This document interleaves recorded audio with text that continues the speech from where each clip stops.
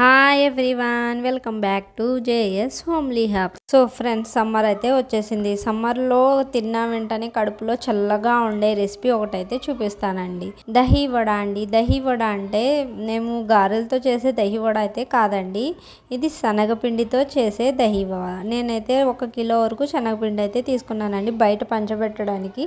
దాంట్లో ఉప్పు, కారం, పసుపు, అలాగే 1 స్పూన్ పెద్ద స్పూన్తో కలోంజి, వంట సోడా వేసి బాగా మిక్స్ చేశానండి. కొద్దిగా గోరువెచ్చని ఆయిల్ వేసి బాగా మిక్స్ చేసి వాటర్, ఇంకా మాకు కన్సిస్టెన్సీ ఎంత పడుతుందో అంత వాటర్ అయితే వేసుకొని లమ్స్ లేకుండా కలుపుకొని పక్కన పెట్టుకోవాలండి.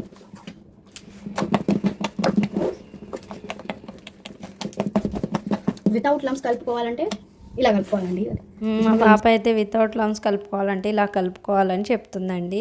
ఇంకా తర్వాత అయితే 2 లీటర్ల వరకు పెరుగు తీసుకొని బాగా మజ్జిగ కొట్టినట్టు కలుపుకొని దాంట్లో ఒక 5-6 స్పూన్లు ఉప్పు అయితే వేసుకోవాలండి. ఉప్పు వేసి ఒక 2-3 లీటర్లు అయితే వాటర్ వేసుకోవాలండి.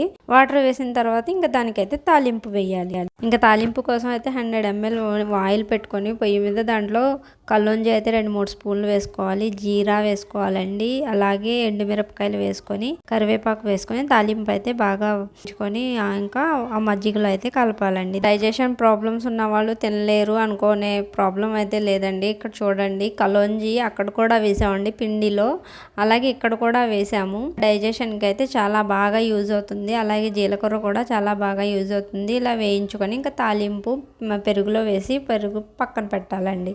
ఇంకొక పెద్ద బేషన్లో ఒక 2 లీటర్ల వరకు వాటర్ తీసుకొని ఉప్పు కలిపి పక్కన పెట్టుకోవాలండి. ఎందుకంటే దహి వడ వేసి నానబెట్టడానికండి. అలాగే ఇంకా బజ్జీలు అయితే ఇలాగా పొడవుగా వేసుకోవాలండి. వడలు పొడవుగా వేయడం వల్ల పెరుగు అయితే బాగా పడుతుందండి. పట్టి టేస్ట్ అయితే బాగుంటుంది.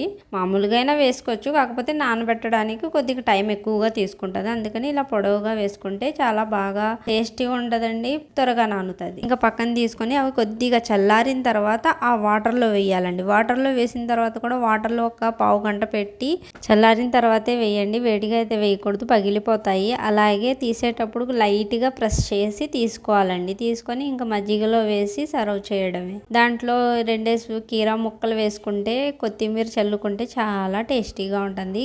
ఇంకా తిన్న తర్వాత అయితే పొట్టలో చల్లగా కూడా ఉంటుందండి. చూసారా, టేస్టీ సమ్మర్ స్పెషల్ రెసిపీ అయితే రెడీ అండి.